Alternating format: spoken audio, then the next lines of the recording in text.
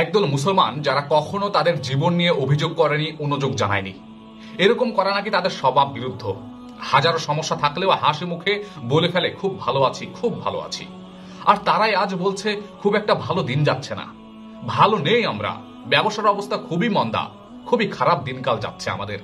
আচ্ছা একটু চিন্তা করুন তো, কোন একটি প্রদেশের জনসংখ্যা প্রায় 2,50,00,000 মতো, সেখানে তাদের নজরদারির জন্য রাখা হয়েছে প্রায় 60 থেকে 63 কোটি সিসি ক্যামেরা। ভাবতে পারেন? শুনতে অবাক লাগলে, শুনতে অসম্ভব লাগলে এটা সত্য।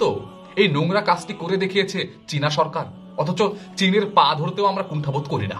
পূর্ব তুর্কিস্তানের উইঘুর, কাজাক মুসলিমদের নজরদারির জন্য এই রকম ব্যবস্থা করেছে তারা।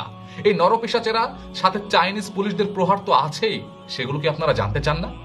এবার নিজের কিছু ঘটনা নিজের সাথে মিলিয়ে দেখুন তো দয়া করে, কেমন অনুভব করবেন যদি আপনাকে দেখার জন্য সবসময় সিসি ক্যামেরা আপনার মাথার উপর সেট করা থাকে। মনে করুন আপনি একজন উইঘুর মুসলমান, আপনার 9 বছরের ছেলে গিয়ে চীনা প্রশাসন বোর্ডিং স্কুলে পাঠিয়েছে। ছেলের সাথে দেখা করে এসে একরাশ কষ্ট নিয়ে নিঃশ্বাস ফেলে আপনি ক্লান্ত হয়ে যাচ্ছেন।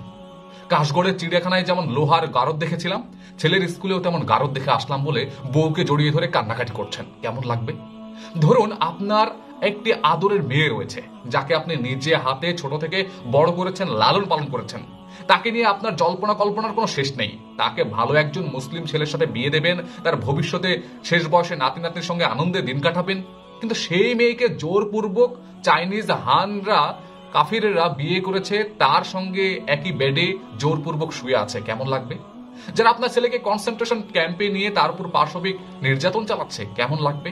অথবা আপনি একটি জেলে বন্দী আছেন, শুনলেন আপনার মায়ের সঙ্গে, আপনার স্ত্রীর সঙ্গে এবং আপনার মেয়ের সঙ্গে একই বিছানায় শুয়ে আছে চাইনিজ শুয়োরেরা। কেমন অনুভব করবেন আপনি? কেমন লাগবে সত্যি করে বলুন তো আপনি? মনে করুন আপনি একজন কারারক্ষী, আপনাকে একটি মেয়ে বলছে, হে ভাই তুমি আমার শরীরকে যত ইচ্ছা ব্যবহার করো, তবু আমাকে এই কনসেন্ট্রেশন ক্যাম্প থেকে, তবু আমাকে এই জাহান্নাম থেকে বের করো।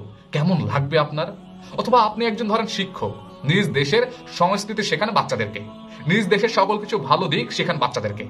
এই অপরাধে আপনাকে সেই কনসেন্ট্রেশন ক্যাম্পে নিয়ে যাওয়া হলো, ওইখানে আপনাকে পালাক্রমে 20 জন পুলিশ গণধর্ষণ করলো। কেমন অনুভব করবেন? একটু ভাবতে পেরেছেন কি হচ্ছে পৃথিবীতে, কি হচ্ছে মুসলমানদের প্রতি? কেমন অনুভব করবেন আপনি যখন দেখবেন যে আপনার জীবন্ত শরীর থেকে কেটে নেওয়া হচ্ছে মাংস, কেটে নেওয়া হচ্ছে কিডনি, কেটে নেওয়া হচ্ছে ফুসফুস এবং কর্নিয়া? এর কি কোনো উত্তর আছে আপনার কাছে? কখনোই কি আছে? না, একদমই নেই। চেয়ে চেয়ে শুধুমাত্র দেখা ছাড়া আর কোনো উপায় আমাদের নেই।